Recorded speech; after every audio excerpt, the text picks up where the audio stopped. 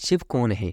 क्या वे भगवान हैं या बस एक पौराणिक कथा है, या फिर शिव का कोई गहरा अर्थ है जो केवल उन्हीं के लिए उपलब्ध है?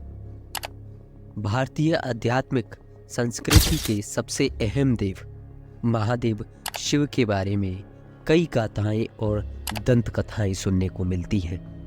क्या वे भगवान हैं या केवल हिंदू संस्कृति की कल्पना है, या फिर शिव का एक गहरा अर्थ है जो केवल उन्हीं के लिए उपलब्ध है जो सत्य की खोज में है? शिव शून्य है। आज के आधुनिक विज्ञान से साबित किया गया है कि इस सृष्टि में सब कुछ शून्यता से आता है और वापस शून्य में ही चला जाता है। इस अस्तित्व का आधार और संपूर्ण ब्रह्मांड का मौलिक गुण ही एक विराट शून्यता है। उसमें मौजूद आकाश गंगाएं केवल छोटी मोटी गतिविधियां हैं जो किसी फुहार की तरह है। उसके अलावा सब एक खालीपन है जिसे शिव के नाम से जाना जाता है। शिव ही वो गर्भ है जिसमें से सब कुछ जन्म लेता है, और वे ही गुमनामी है जिनमें सब कुछ फिर से समा जाता है। सब कुछ शिव से आता है और फिर से शिव में चला जाता है। क्या शिव अंधकार है? तो शिव को अस्तित्वहीन बताया जाता है। एक अस्तित्व की तरह नहीं, उन्हें प्रकाश नहीं, अंधेरे की तरह बताया जाता है। मानवता हमेशा प्रकाश के गुण गाती है क्योंकि उनकी आंखें सिर्फ प्रकाश में काम करती हैं, वरना सिर्फ एक चीज जो हमेशा से है वो अंधेरा है। प्रकाश का अस्तित्व सीमित है क्योंकि प्रकाश का कोई भी स्रोत, चाहे वो एक बल्ब हो या सूर्य, प्रकाश शाश्वत नहीं है। ये हमेशा एक सीमित संभावना है क्योंकि इसकी शुरुआत होती है और अंत भी अंधकार प्रकाश से ही काफी बड़ी संभावना है। अंधकार में किसी चीज के जलने की जरूरत नहीं। अंधकार हमेशा बना रहता है। अंधकार शाश्वत है। अंधकार सब जगह है। वो एक अकेली ऐसी चीज है जो हर जगह व्याप्त है। पर अगर मैं कहूँ दिव्य अंधकार पश्चिम में कुछ जगहों पर फैलाया जा रहा है कि शिव राक्षस है, पर आप अगर इसे एक सिद्धांत के रूप में देखें तो आपको पूरे विश्व में सृष्टि की पूरी प्रक्रिया के बारे में इससे ज्यादा स्पष्ट सिद्धांत नहीं मिलेगा। मैं इस बारे में बिना शिव शब्द बोले दुनिया भर के वैज्ञानिकों से बात करता रहा हूँ। वे आश्चर्य से भर उठते हैं। क्या ऐसा है? ये बातें पता नहीं थी। कब? हमें ये हजारों सालों से पता है। भारत का हर सामान्य आदमी इस बात को अचेतन तरीके से जानता है। वे इसके बारे में बात करते हैं और वे इसका विज्ञान भी नहीं जानते। आदि योगी शिव का अर्थ पहले योगी और पहले गुरु।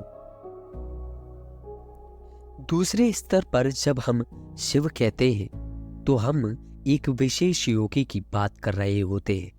वे जो आदि योगी है या पहले योगी है और जो आदि गुरु या पहले गुरु भी है। आज हम जिसे योगिक विज्ञान के रूप में जानते हैं उनके जनक शिव ही है।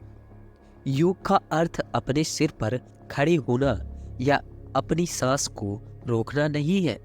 योग इस जीवन की मूलभूत रचना को जानने और इससे अपनी परम संभावना तक ले जाने का विज्ञान और तकनीक है।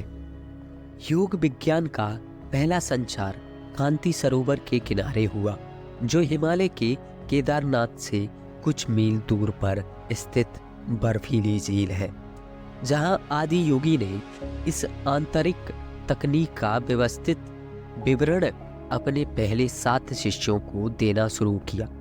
ये 7 ऋषि आज सप्त ऋषि के नाम से जाने जाते हैं। ये सभी धर्मों के आने से पहले हुआ था।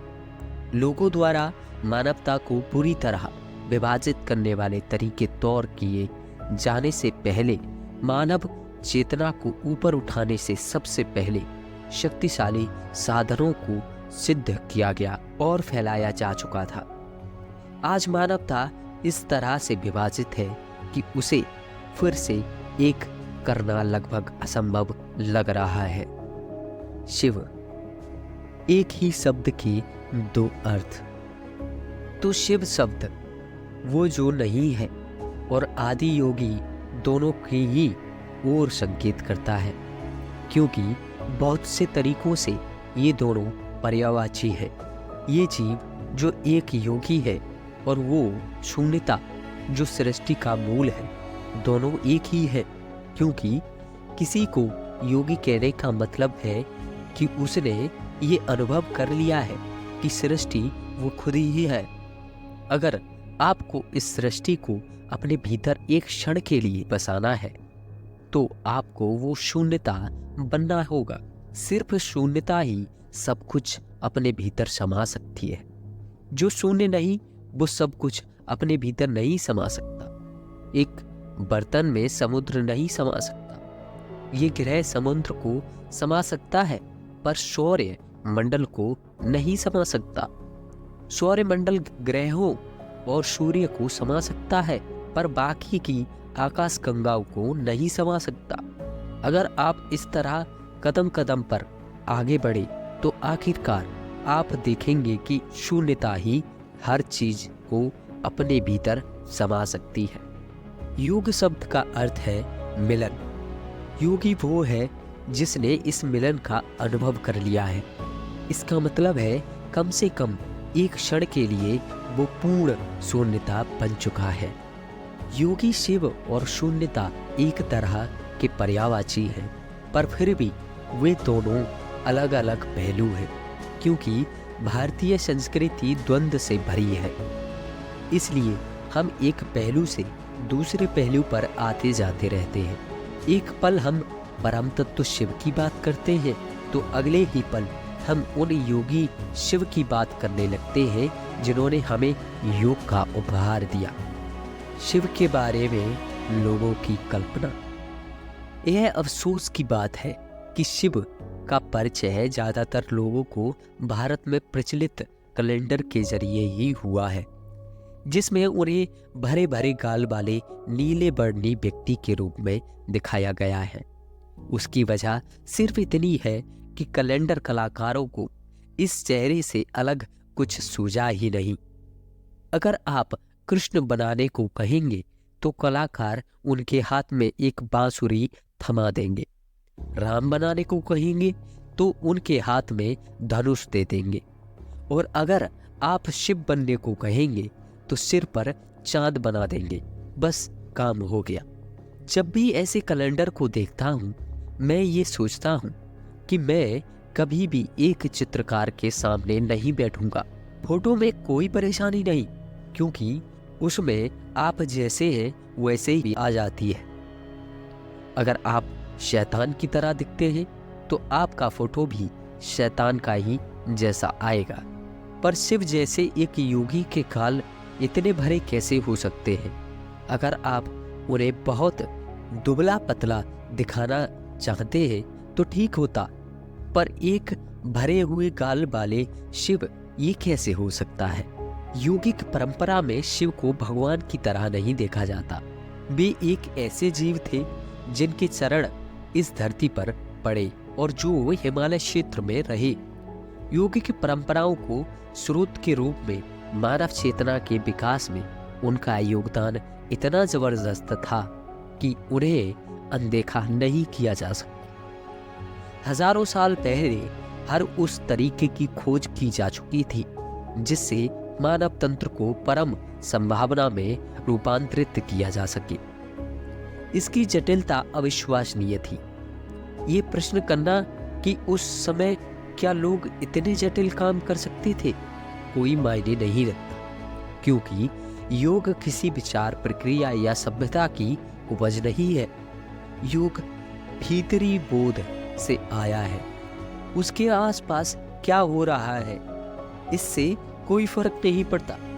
योग योग उनके भीतर से बाहर आने वाला प्रभाव था। उन्होंने बहुत ही विस्तार में हमें बताया कि मानव तंत्र के हर मुद्दे का मतलब क्या है और उसमें छुपी संभावना क्या है।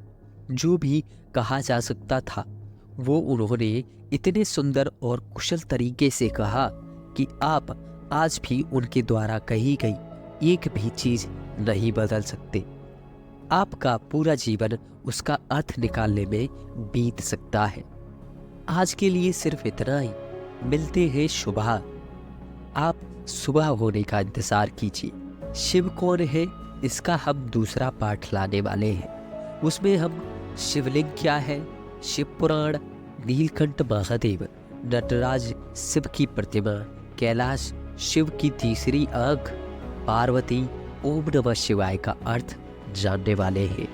तो कृपया हमारे चैनल को सब्सक्राइब करके हमारे साथ सुबह तक ज़रूर बने रहें। सुबह एक ऐसी सुबह होने वाली है जो आपने कभी नहीं अनुभव की होगी। ज्ञानी बाबा आपका स्वागत सुबह फिर से करेगा। नारायण नारायण।